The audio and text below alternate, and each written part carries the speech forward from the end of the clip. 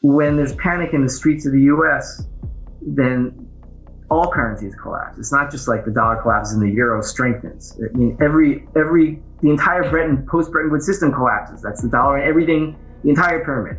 And the only other thing to go to is gold and silver. It's probably going to be gold. It's not going to be, you're going to trade silver on the international exchanges, but it'll be gold ounces.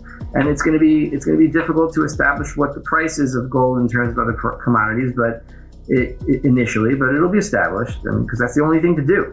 To the Bretton Woods Agreement, it was basically all other countries hold dollars, and we'll redeem those dollars for gold at 35 to the central banks.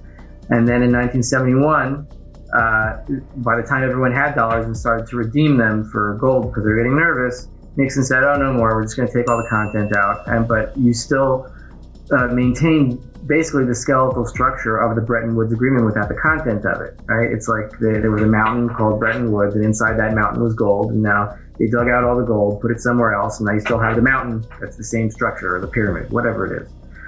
So that means that other currencies are essentially substitutes for the dollar. That's what they are. So if two countries are going to say, for example, let's say Brazil and China, Brazil, they're going to trade in yuan for gas or whatever it is, or France and Brazil, or was it France and China? It doesn't matter exactly which countries were. I forgot the story exactly. And they say they're going to strike an agreement to denominate their gas in yuan.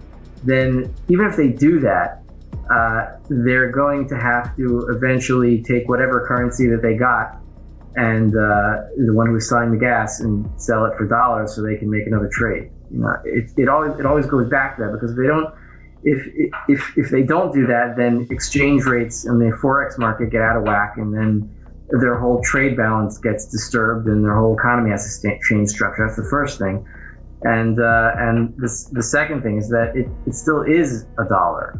I mean, it's these trade deals are not being denominated in yuan or denominated in real. They're being denominated in dollars and paid for in real. It's like saying that you're selling a house in Bitcoin for, let's say $500,000 in Bitcoin. Are you selling it for Bitcoin, or are you selling it for dollars? You're selling it for dollars, that you're going to transfer those dollars in Bitcoin by contract on the day that the sale closes. You're going to trade whatever amount of Bitcoin happens to be $500,000. So you're selling it in dollars, not Bitcoin. So the same thing here. They're not selling gas in yuan. They're selling gas in dollars paid for in yuan. It is possible that after the collapse of the dollar, and they're practicing trying to use different payment systems, and that could be significant, maybe. But two things. I mean, first of all, there is a way to get around the dollar, but you have to dig underneath it in the Bretton Woods post, gold pyramid, which is you have to go to gold. Like, if two countries were trading in gold ounces denominated in gold for gas or commodities or whatever, that would be getting around the dollar in a real way, like that. But they're not doing that.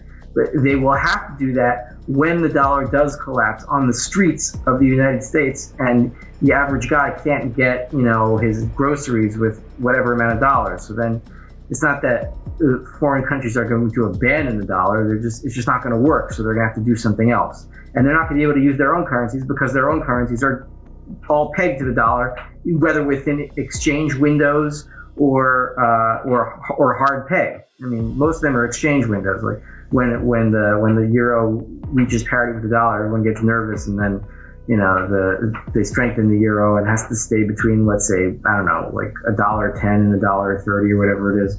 There's always these windows. How would they even go about creating a new reserve currency? A currency, by definition, is a gold substitute, and that's the way I look at it. Because I follow the Misesian principle that monetary regression, that any new currency must be based on the price array of the day before. Otherwise, the prices of that in those currency terms are meaningless. So whether you call it a dollar, or you call it a yuan, or you call it a BRICS reserve, it's going to be based on the current system, which is dollar-based. So you're just renaming the same thing again.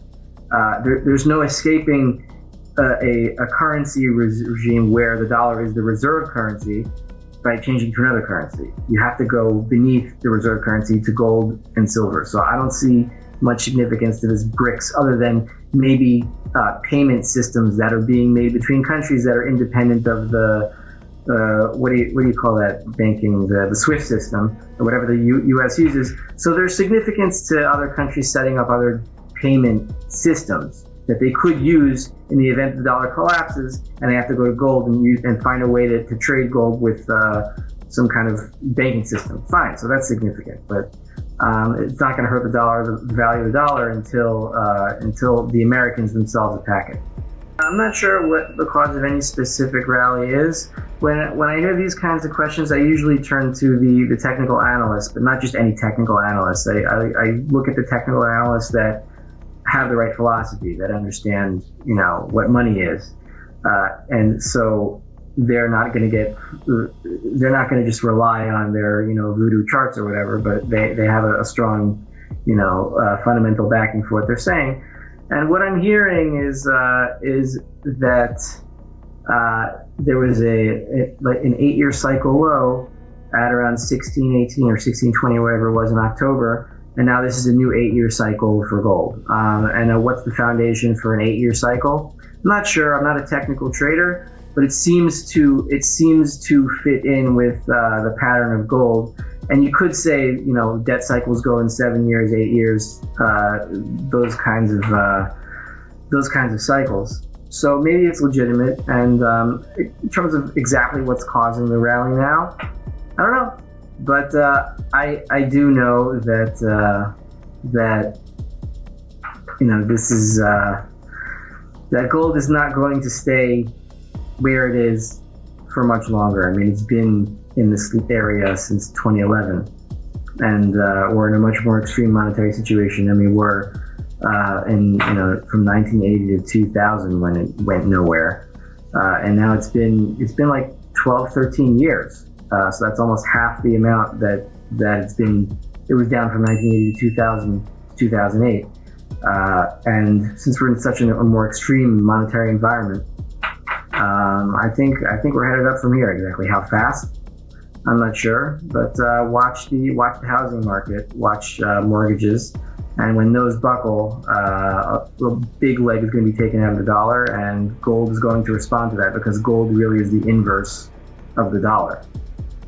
By definition. I'm getting a lot of calls, from my neighbors and from people who don't exactly poo-poo what I say, but they're like, oh yeah, Rafi, you're right about the end game, I understand, but it's going to be like 10, 20 years, stop, chicken littling and saying it's coming in a few months or a year or two.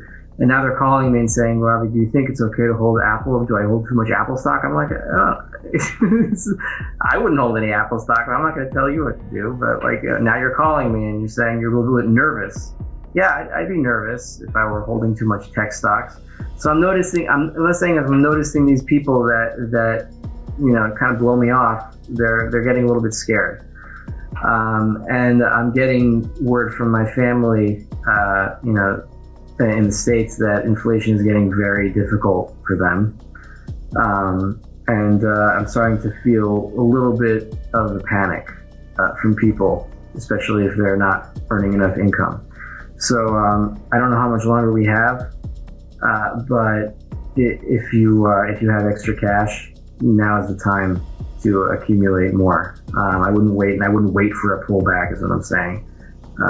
It shouldn't be, gold and silver should not be traded. They should be accumulated slowly. So continue doing that and be serious about it. It's not a game.